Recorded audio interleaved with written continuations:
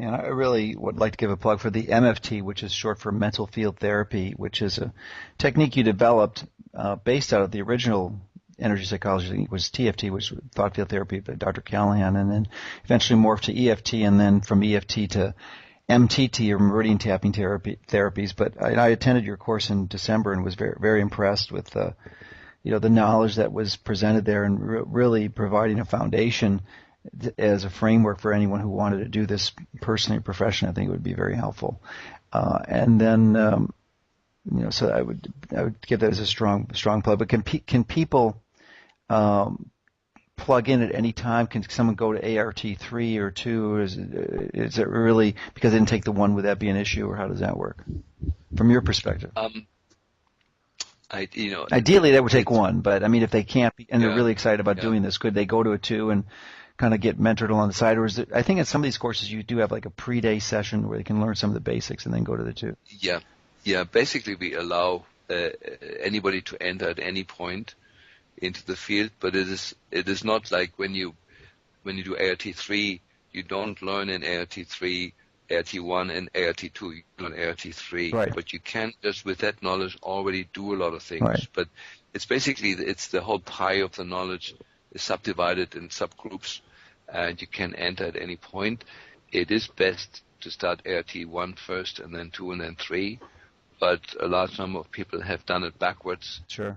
Usually when people take the 3 course, they get so excited that they do want to take 1 and 2. Yeah. And so that has sort of been the common. I also have to give listeners a warning from my experience of having attended many of your courses over the years, is that, like life, things change.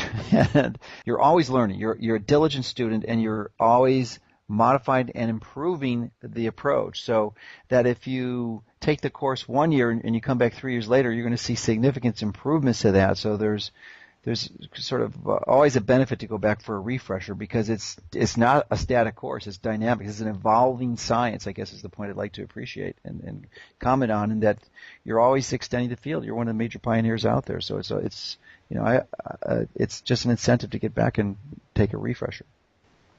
Yeah, maybe one last word to that. It is true what you said, but it's also true that the method and the whole field has become easier and easier as I'm looking through it with more clarity and understand more what these modern illnesses are and what people are really suffering from.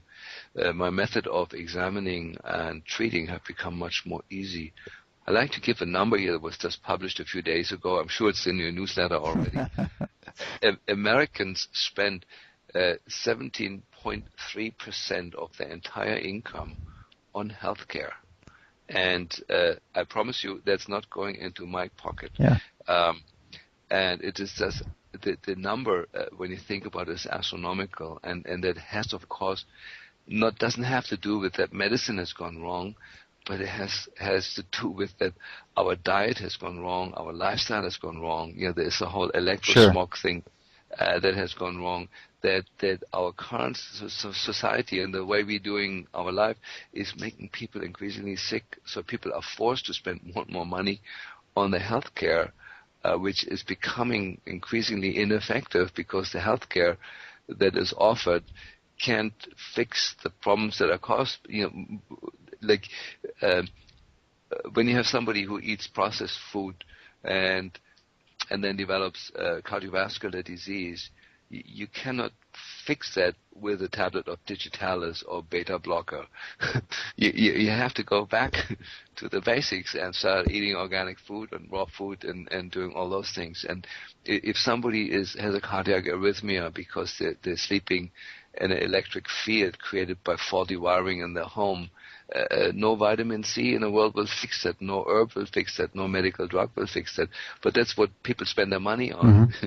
You actually need to go back and change the wiring in the house. Right. And so I do believe that there is very few people like me that have a truly comprehensive grasp on what's making people sick and who is able to direct people with a simple diagnostic system to direct people and tell, listen, you have to spend your money over here, not over here. Yeah. And this way, it would instantly turn the 17.3% back to maybe 1%. If we could have our hands in healthcare and bringing it back to the hands-on diagnosing, to the application of common sense, and looking at the basic preventive things that Joe Mercola is teaching on his website, we would reduce the cost that people have to spend on their health dramatically. This is an insane number. This is almost a fifth of the entire income.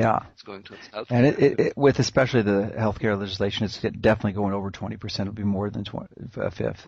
So I think those are some good points, and it just is, we basically wrapped up our time here, so I wanted to just close and say thank you for everything, and we'll have information on this page that you can contact Dr. Klinghardt's office and his, basically find out more about the course that he offers and some DVD sets and really learn more of his work, because I think it's really an effective strategy. We on our site we teach you these principles, but ultimately, there's other levels where you can individualize, you can customize it so that you know what specific issue is a problem for you or your family member, someone you love. So I couldn't encourage you more to follow this work. And I thank you for being with us today, Dr. Klinghardt.